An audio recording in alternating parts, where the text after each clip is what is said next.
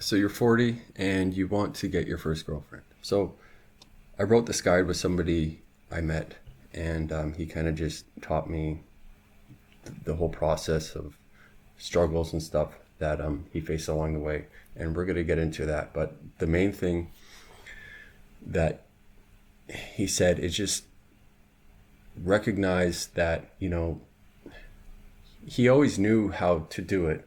Like he knew why he was in the position that he was, where he didn't have a girlfriend at 40.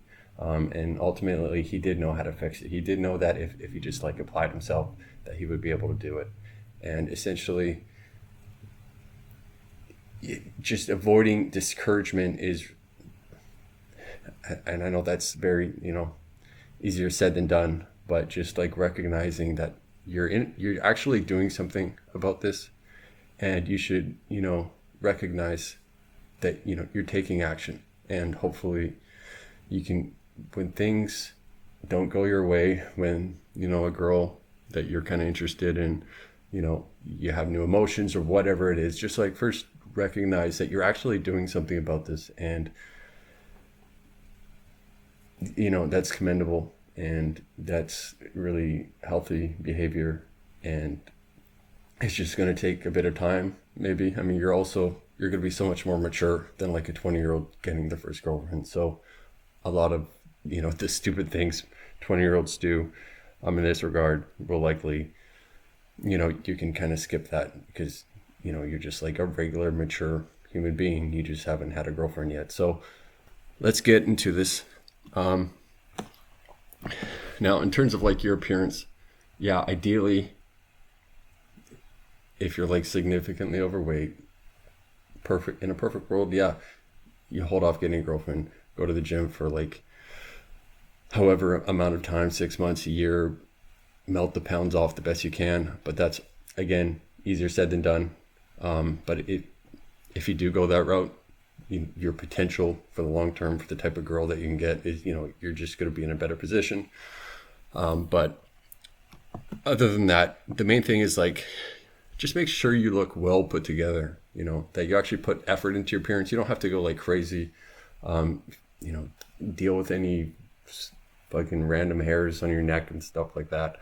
And clothes that like fit reasonably well, clothes that like don't have stains on them, obviously. Good fresh haircuts. Yeah, if you have a buddy that dresses reasonably well, ask him for some help, or even like a woman. They're probably more often than not better at that sort of thing. Something that actually helps a lot. There's a saying, if you can't tone it, tan it. And if you're a white guy, although I mean it might be like winter when you're watching this,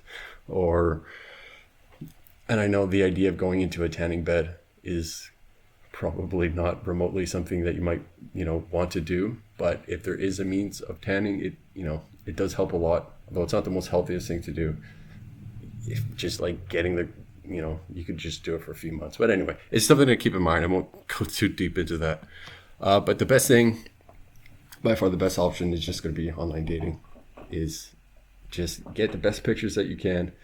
Ideally, you have a handful that are not like mirror selfies. Not that, I don't know if you've ever taken one, but a couple of those are fine. There's really not a big deal. You do want to like show what you currently look like, and play the numbers. Maybe even use more than one dating app.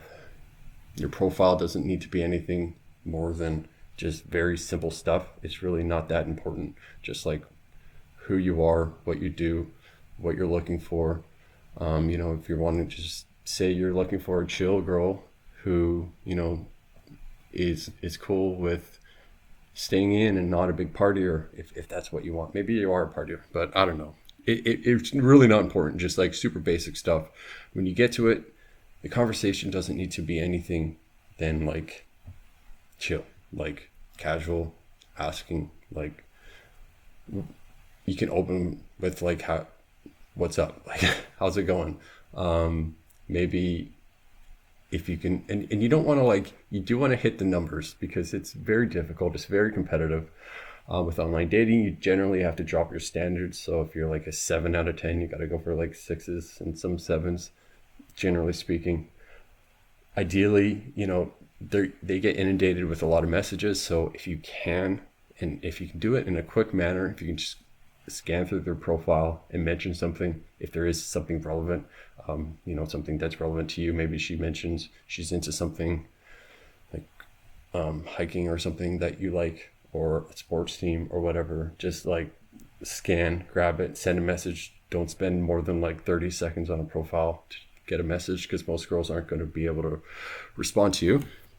And yeah, talk for a bit. Talk for like, I mean, most of the time, most women aren't going to be, even when they respond to you, it's not going to go anywhere. So keep that in mind. Like, most won't go anywhere. Even if you get their number, a lot end up flaking. So keep that in mind. But it's okay if if you talk for a little bit more and want to build up the comfort with her, but still keep it pretty casual. Just like you're just getting to know somebody, even though it's obviously you're online dating, and you both know that you're looking for somebody for a relationship. Just keep it chill. Once you get to the date, really the same thing.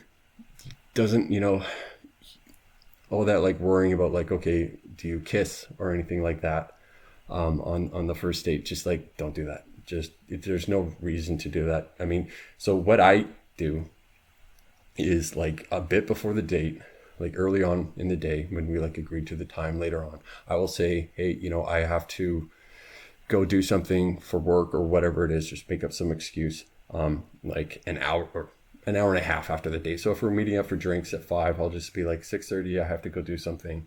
And that will help, because a lot of women flake. So it kind of like helps ensure, okay, this is going to be short and this is going to be quick and easy. I think that's like what first dates are best for, just like your vetting, because I mean, you can't really entirely tell what someone's like through messages online. And that first date, you're just like, okay, do we click enough that things could continue? And then yeah, just like that awkward, like, do you kiss or whatever? It's like, she might not like you, you might not like her. Don't like mess around with that. Second date, good to do something kind of fun. Bowling, I've said a million times, I don't know why I always default back to bowling, but it's like casual, it's chill. It could be anything fun, anything that you're going to.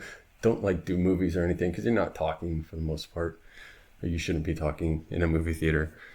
I don't know. Again, if there's something relative that she's into. Now, back on the date itself, it's okay. Like, there's going to be some lulls in the conversation. It's fine to talk about like scanner profile, like having something prepared. It's always a little bit awkward. It's always just a little bit nerve-wracking. It's okay. Have something in mind that, just bring up. You'll get better at it over time. I know, like, when I go out for drinks, I'll just go sit up at the bar before she arrives. And it just kind of takes her sitting beside you. It just suddenly makes it so much more laid back, so much more casual. You're not like staring down at each other like it's some interview.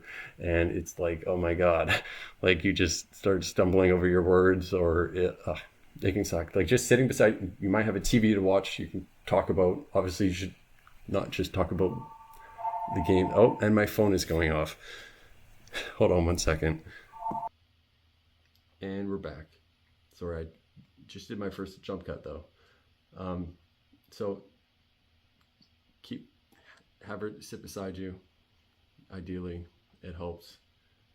Talk about the game or whatever's on. So when I would generally on the third date or on the fourth date, like move things towards potentially hooking up. And like something I would do is like mention at some point in the first or second date, about like shows she's interested in or movies. And then as we're texting before a third date happens, I'll just like mention like, oh, I want to see that, because I've never seen it before. And that's just like a perfect excuse for her to come over.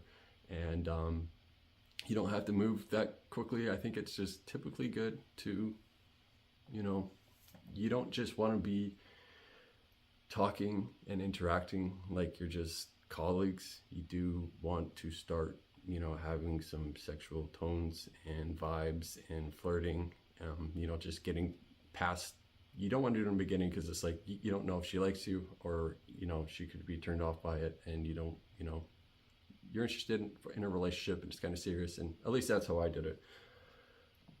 But keep things laid back, pretty casual. You just want to seem chill. You just, that you're not so serious, that you just enjoy the time together, however long that lasts, that, that you're just like a mature, really maturity. I mean, you're probably more, again, hopefully more mature than most guys that are like a lot younger, but just approaching it with maturity in how you communicate with her, is certainly an important thing, and she'll recognize that, because it's not always common, even for guys 40 or older, and that's really it.